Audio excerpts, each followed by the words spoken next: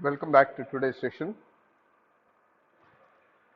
As I said in the previous session, today we will be dealing with a concept called dynamic programming approach. See, what do you mean by dynamic programming approach? This is what are the steps that I would follow to solve a problem using dynamic programming, right? So dynamic programming approach is nothing but the procedure of solving a dynamic programming problem, right? The procedure adopted in the analysis of dynamic programming problems can be summarized into 5 steps, right? So the first step is define the problem variables and determine the objective function and specify the constraints. Like you solved a linear programming problem, here also the first task is the formulation, right? The formulation is nothing but identifying what are all your decision variables or problem variables. Then you are supposed to identify your objective function.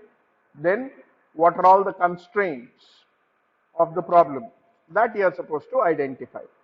So this is the first step. Hope you have understood. Next, the second step says define the stages of the problem, right? So as I have told you earlier, dynamic programming problems are solved in stages.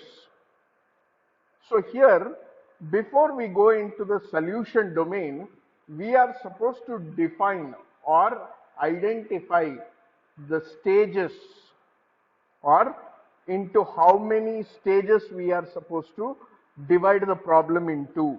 That has to be specified. Okay. So if at all I am able to divide the problem into 4 independent blocks, then I will be solving the problem in 4 stages. So that is how we define, right? Define the stages of the problem. Then determine the state variable whose values constitute the state at each stage and the decision required at each stage. So from one stage, if at all you need to move to another stage, so there are few variables or few values which influence the decision of the next stage. So we are supposed to identify those values, right? They are called the state variables. So identify those state variables, which would be very much essential for us to move from one stage to another stage, so that the decision of stage 1 will help deciding what we are supposed to do in stage 2, right? Then specify the relationship by which the state at one stage can be expressed as a function of the state and decisions at the next stage. See, in simple, the meaning of this sentence is we are supposed to establish a relationship how stage 1 will influence stage 2. So how the state variables of stage 1 will influence the decision of stage 2. After we have got a decision in stage 2, how these state variables of stage 2 will influence the decision on stage 3. So this relationship between the stages has to be established. So this is the second step. First step, variables, objective functions and constraints. Second step, identify the state variables, identify the relationship between the state variables so that it influences the next consecutive stage. Okay. Now coming to the third step. The third step says develop the recursive relationship for the optimal return function which permits computation of the optimal policy at any stage. So as I said, we are supposed to take decisions at each stage. So we are supposed to define a function which we are supposed to define a function or a policy which decides or which identifies the decision that we are supposed to take. Okay? So decide whether to follow the forward or the backward method to solve the problem. So based on the problem, as I said, like in linear programming, there is no hard and fast rule here. Based on the problem, there might be some modifications that we are supposed to do. So here, looking at the problem, we will decide whether to go with a forward pass method, that is move from stage 1 to stage n, or backward pass method, move from stage n to stage 1. So this will be decided only based on the problem that we are trying to solve. Okay. Then specify the optimal return function at stage 1, since it is generally a bit different from the general optimal return function for the other stages. So whatever is the policy that you define for the first stage will be bit different from all the other n-1 stages, because all the other n-1 stages will depend on the previous stage. So for which we have defined the recursive relation. But stage 1, it cannot depend on any previous stage, right? That itself is the first stage. So here we are supposed to carefully define an optimal policy for it, so that this will actually influence the optimal policy for the remaining n-1 stages, right? Then we are supposed to make a tabular representation. We carry the values from one stage to other using a tabular value or a table, right? Make a tabular representation to show the required values and calculations for each stage. So at each stage, whatever calculations you do, you just show it in form of a table. Why are you storing it in a table, or why are you putting it in a table? Because whatever values you have computed in one stage will influence the decision of the next stage. So when you go to the next stage, for cross reference, for look back, what are the values that I am supposed to consider here? If you want to look back from stage 2, then stage 1 values, if at all it is in form of a table, it will be easy for you to refer to and apply the values, right? For that reason, we specify put a tabular representation. Fine. Then find the optimal decision at each stage, and then the overall optimal policy has to be applied, so that there may be no more than one such optimal policy. See, for every stage, I find a decision, I find a solution, I find the best possible solution, or I find an optimal solution for each stage. Now combine the values of all the stages to get the overall solution, right? This is actually the combined phase in which the overall solution of the problem can be obtained. So you will be able to understand this better when you look into a problem. See, as such, as I told, with respect to your exam, normally they will not ask you any problems on dynamic programming. But still, I am dealing with the dynamic programming problem because I want you people to understand this approach of dynamic programming very clearly.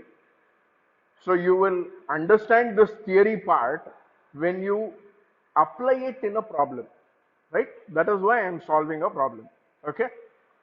So we consider a problem called employment smoothing problem. So what is this problem all about? A firm has divided its marketing area into 3 zones. So there are 3 zones. The amount of sales depends on the number of salesmen, right? So more the number of salesmen, maybe the amount of sales they do will be more.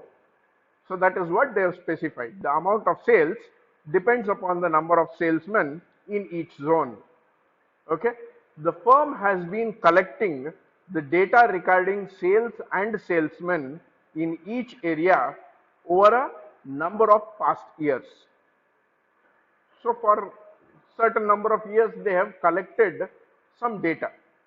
If this number of salesmen are there, how much sales we will get in each zone, they have identified.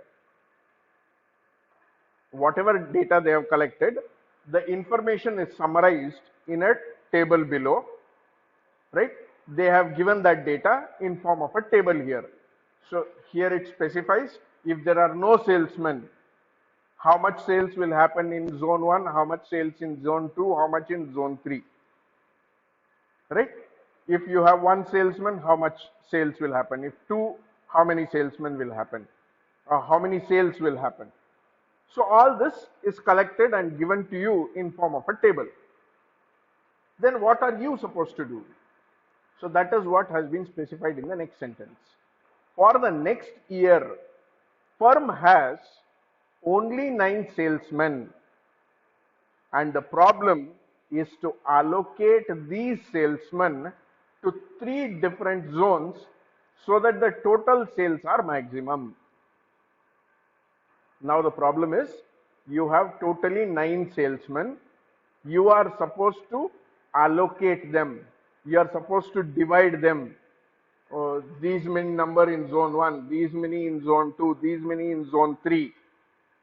You are supposed to make an allocation in such a way that the total sales, that is sum of zone 1 sales plus sum of zone 2 sales plus sum of zone 3 sales, should be maximum. So how to do this? So you cannot solve this using linear programming. There is a dynamism involved. See, if it was an assignment problem, you had one employee and one job, then you could apply assignment problem. But here they have not specified the number of employees. Number of employees is also dynamic. It is also varying. The sales is also varying.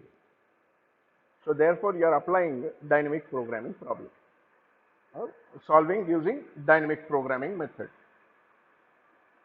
So let us have a look at the solution. In this problem, there are 3 zones, right? How many zones are there? 3 zones are there. So can we consider the problem to be solved in 3 stages? So considering one zone at a time, can we solve the problem?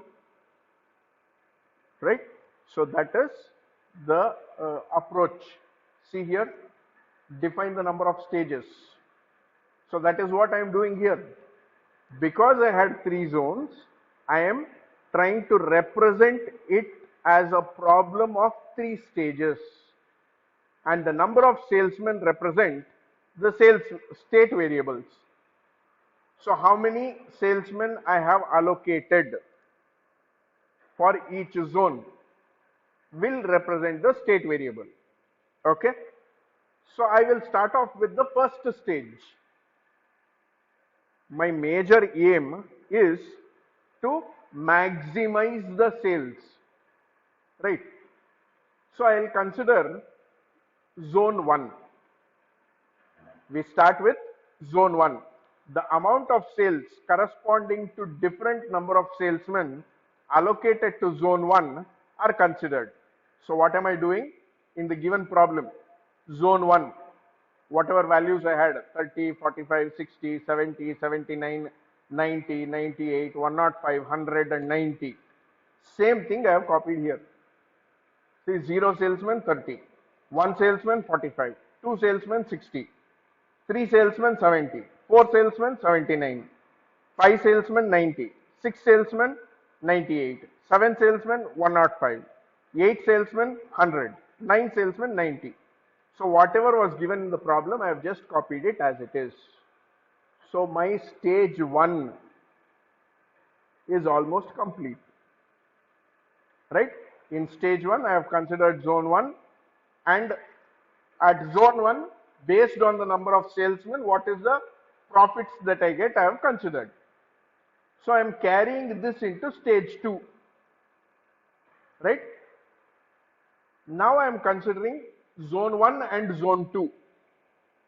Consider the first two zones, zone 1 and zone 2. 9 salesmen can be divided among two zones in 10 different ways. How? 9 in zone 1, 0 in zone 2.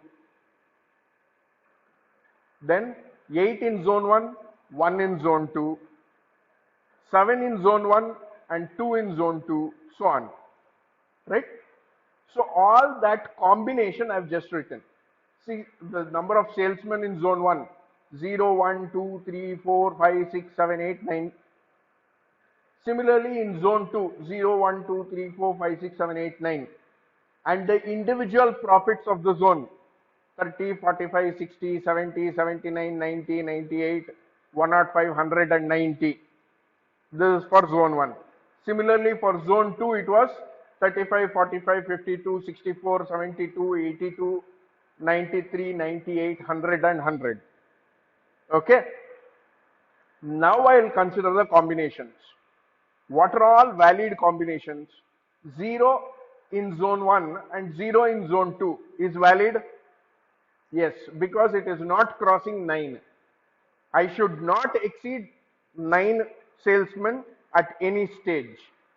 So 0, 0 is valid, 0, 1 is valid, 0, 2 is valid, 0, 3 is valid. So 0 in zone 1, the valid combinations are 0 in zone 2, 1 in zone 2, 2 in zone 2, 3 in zone 2, so on up to 9 in zone 2. So all possible combinations of zone 2 are valid if at all I take 0 in zone 1. If at all I take 1 salesman in zone 1, I can have maximum of only 8 salesmen in zone 2. Similarly, 2 in zone 1, maximum is 7 in zone 2. 3 in zone 1, maximum 6 in zone 2. 4 in zone 1, 5 in zone 2. 5 in zone 1, 4 in zone 2. 6 in zone 1, 3 in zone 2. 7 in zone 1, 3 in zone 2. 2 in zone 2. 8 in zone 1, 1 in zone 2. 9 in zone 1, 0 in zone 2. These are all the valid combinations. So for every combination, add the profits that I earn. See, if at all I take 0 and 0, so the profit that I get is 30 plus 35, 65.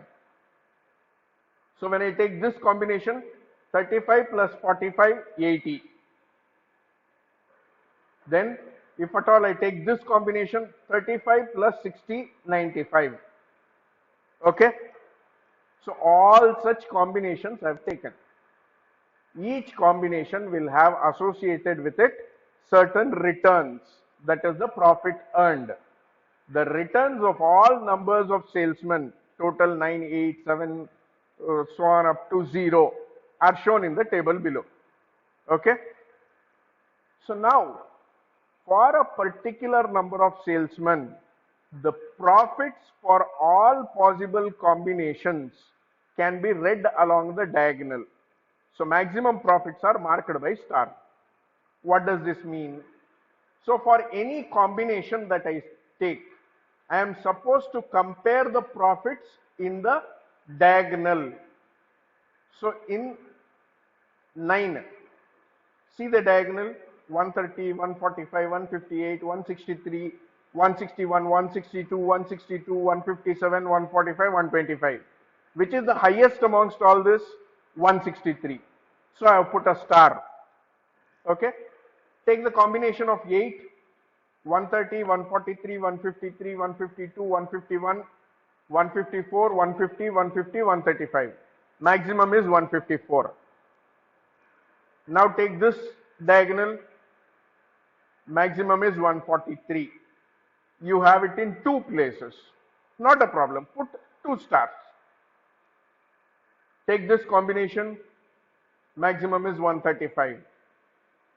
Take this combination, maximum is 125. Take this combination, maximum is 115. Take this combination, you have 105 as maximum, it appears in 2 places, so put 2 stars. Take this combination, 95 is maximum. Take this combination, 80 is maximum. This is a single value, so that itself will be maximum. So I have marked maximum in each combination. So only those maximum values will be carried to stage 3, right? So consider the distribution of 9 salesmen in 3 zones, 1, 2 and 3.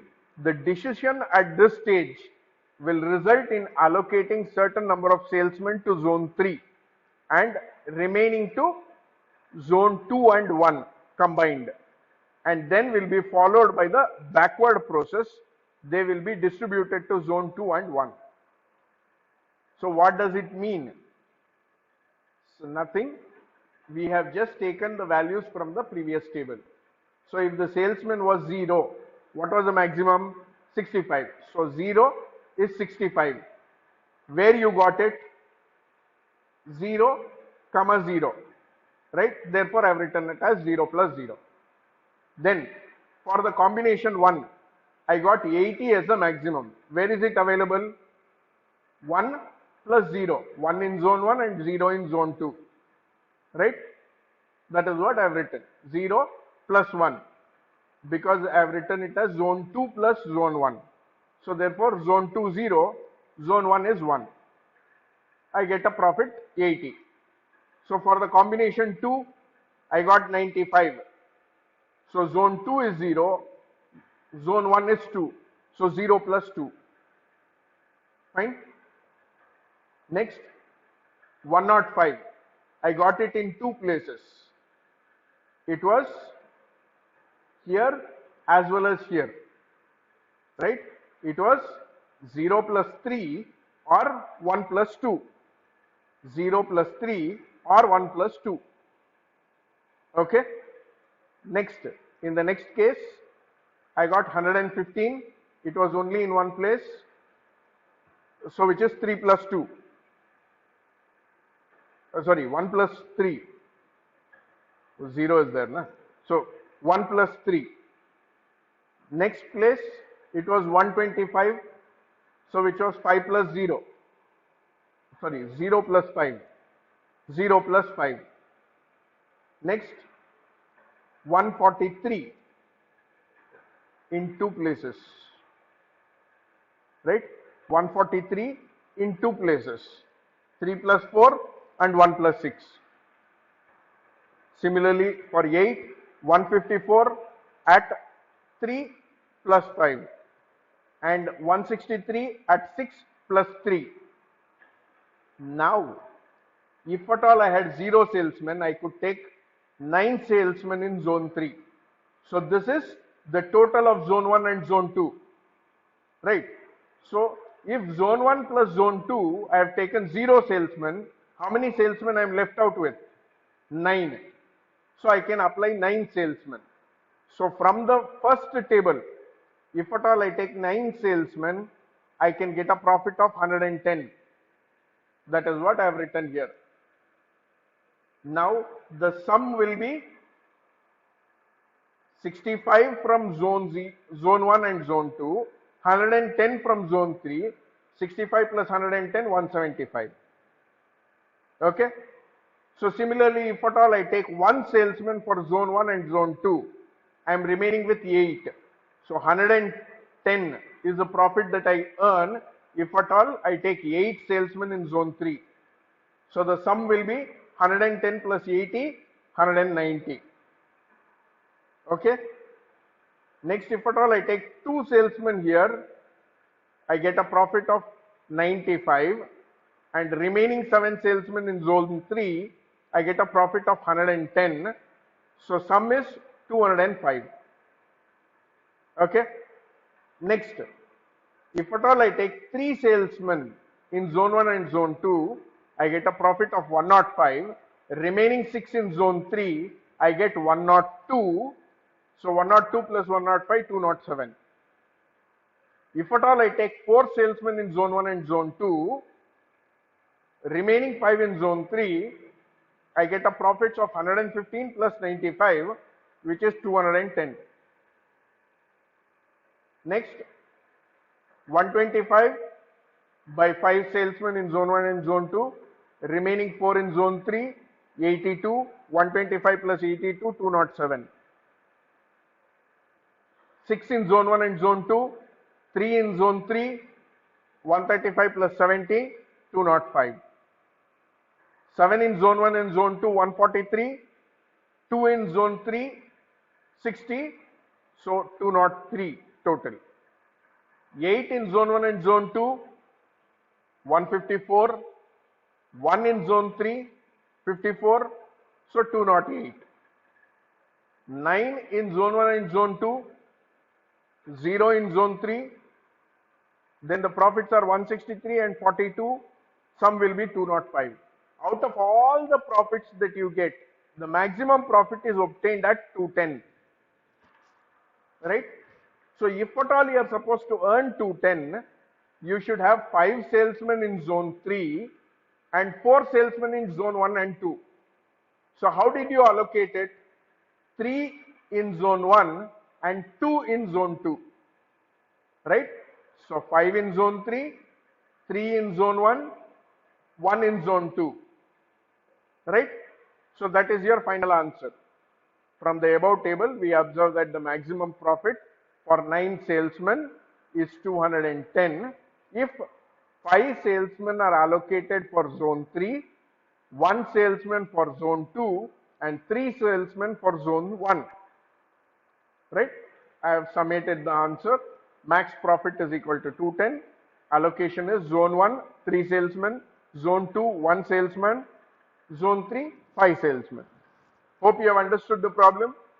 This is very simple, very simple. Only thing is, I want you people to understand the logic here. See, the logic is, first I divided it into multiple stages. At each stage, I decided what is the process or what is the method in which I will identify the profit. This was stage 1 policy. This was stage 2 policy, how to get maximum profit. This is stage 3 policy, how to get the maximum profit. So at the last level, I am combining all the profits to get the overall solution. That's it. Is it tough? No, right? It is very simple. So anyhow, thank you for your patient listening. Till the next session, have a nice time. Enjoy. Thank you.